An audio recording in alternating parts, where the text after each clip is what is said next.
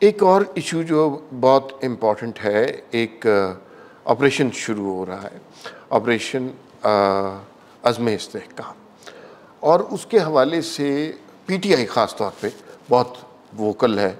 उन्होंने कहा जी कि पार्लियामान से अगर अप्रूव नहीं होगा फिर हम इस तरह के किसी ऑपरेशन को तस्लीम नहीं करेंगे। साथ साथ अब एएनपी की तरफ से भी आवाज़ें उठना शुरू हो गई हैं। Your take on this? देखिए, आपके इंटरव्यू से पहले मैं एनपी के बादशाह खान मरकज़ गया था। मैं जब से गवर्नर बनूँ मेरी कोशिश है और मैं गया हूँ, मेरा एक ख्वाहिश रही है कि तमाम सियासी जमातें जो खैबर पख्तूनख्वा में मौजूद हैं उनके सरबराहों से मैं मिलूँ। मेरी आफ्ताब शेरपाव साहब से भी मुलाकात हुई है, मेरी मौलाना अताउर रहमान साहब जो JOI के सूबे के सदर, उनसे मुलाकात हुई है। प्रोफेसर इब्राहिम साहब से मेरी मुलाकात हुई है जमात इस्लामी के। इस तरह मेरी महमूद खान जो फॉर्मर CM है PTIP के सरबराहों से मुलाकात हुई है। आज मैं अवामी नेशनल पार्टी के पास भी गया था, उनका भी ये तहफ़्फ़ुज़ात काफ़ी ज़्यादा थे, बल्कि प्रेस कॉन्फ्रेंस में उन्होंने बात की और उनकी बात एक हद तक ठीक भी थी कि जब तक पॉलिटिकल पार्टीज़ को, स्टेक होल्डर्स को ऑन बोर्ड नहीं लेंगे तो आप उस सूबे में ऑपरेशन कैसे करेंगे। तो ये बात मैंने मरकज़ में प्रेसिडेंट साहब को और प्राइम मिनिस्टर साहब को और स्टेक होल्डर्स को बिल्कुल बतानी है कि तमाम सियासी जमातों को जो यहाँ पर मौजूद हैं, जिनके स्टेक्स हैं, उनको एतमाद में लेना पड़ेगा। स्टेक होल्डर्स को एतमाद में लेना, यहाँ पे सूबाई असम्बली उसको एतमाद में लेगा, पार्लियामेंट को एतमाद में लेना पड़ेगा। अब आप मुझे बताएं, आपने कहा PTI के जो सूबाई सदर हैं वो कल उस फैसले का हिस्सा थे। CM साहब उस फैसले में मौजूद थे। जी बिल्कुल न मौजूद उन्होंने थे। वॉकआउट किया, न उन्होंने ये कहा कि मेरी पार्टी को एतमाद मिले, न उन्होंने ये कहा कि मेरे असम्बली को एतमाद मिले, न उन्होंने ये कहा कि पार्लियामेंट को एतमाद मिले, न उन्होंने ये कहा कि आप स्टेक होल्डर्स को एतमाद मिले। उधर सब कुछ साइन करके आ जाते हैं, बाहर कहते हैं कि नहीं मैं तो नहीं किया कुछ, चोरी और सीनाजोरी। जब वो करके आ गए उसके बाद उनकी पार्टी को पता चला कि हमने तो ये काम कर लिया है, उसके बाद वो उस फैसले के नॉर्मली तो होता है ना, जैसे बीच में उनके किसी लीडर ने बयान दिया सऊदी अरेबिया के खिलाफ, जी मरवत साहब ने दिया। उसके बाद सबने कहा ये तो हम इसको ऑन ही नहीं करते हैं। तर्जुमान भी उनके और ऑन भी नहीं करते। अब CM भी उनका कल अंगूठे लगा के आ गया, शाम को कहते हैं नहीं हम इसको ऑन ही नहीं करते। तो ऐसी बात होता करें, सब कुछ का अंदर सब कुछ मान जाते हैं, बाहर आते हैं कि और फिर सियासत शुरू कर देते हैं।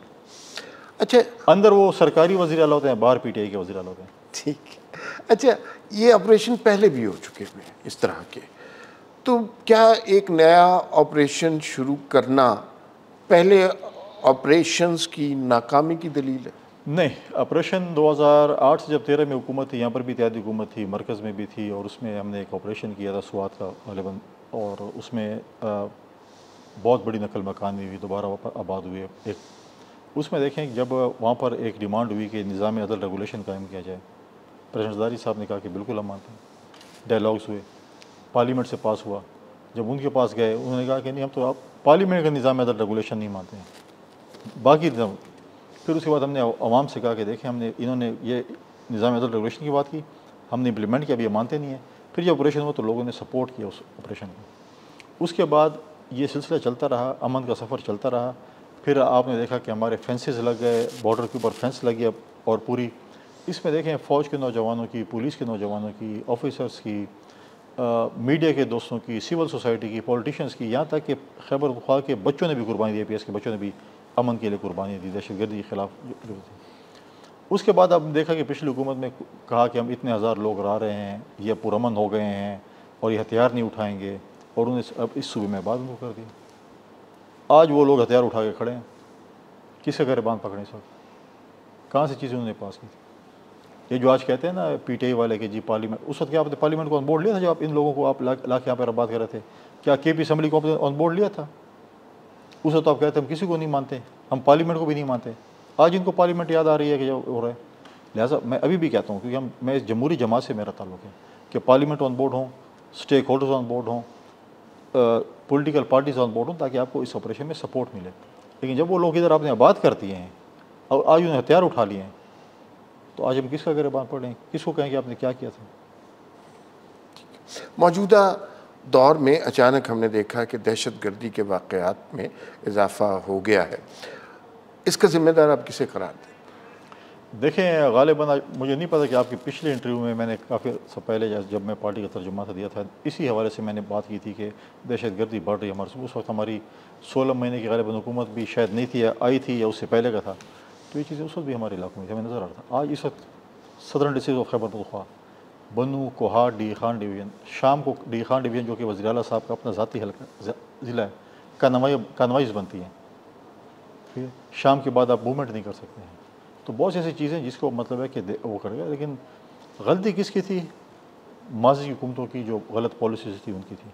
जब आपने एक चीज़ की, आपने एक अमन का सफ़र शुरू किया, अमन आ चुका और फिर आपने वहीं उन्हीं मिलिटेंट्स को कहा कि ये पूरा अमन हो गया, हम दोबारा बात कर रहे हैं, तो आज आप देखें वो क्या कर रहे हैं। अच्छा, ये जो मिलिटेंट्स को आबाद करने वाला है, इसका सारा मलबा आप पीटीआई पे डालते हैं। आपको इस बात का और सारी सियासी जमातों को पता है ये सिर्फ पीटीआई का फैसला नहीं था। अब बाकियों का नाम क्यों नहीं लेते? नहीं, पीटीआई का था। चीफ एग्जीक्यूटिव ऑफ पाकिस्तान और प्रोविंस दोनों पीटीआई के थे। इस सूबे का चीफ एग्जीक्यूटिव पीटीआई का सरबराह था, सरबराह उसकी पीटीआई का था। वज़ीर आज़म इमरान खान साहब थे, वज़ीर आज़म उनके सूबे के थे। इन्होंने फैसला किया, इन्होंने किसी पॉलिटिकल पार्टीज़ को ऑन बोर्ड नहीं लिया। आप मुझे बताएं कौन सी पार्लियामेंट में ये चीज़ आई? सब कुछ जब हो गया, उसके बाद आपने कहा कि हम ये सब कुछ हो गया, अभी आप आए जो है ना, वो आपने इन कैमरा सेशन था या जो भी क्या नाम दिया उनको, इन कैमरा सेशन तो नहीं कह सकते, एक कमेटी टाइप बनी हुई थी, इन हाउस कमेटी बना के कहा कि हम अब आप कहें कि मैंने इंटरव्यू तो कर लिया, उसके बाद आप आके सवाल जवाब करें, तो नहीं हो सकता।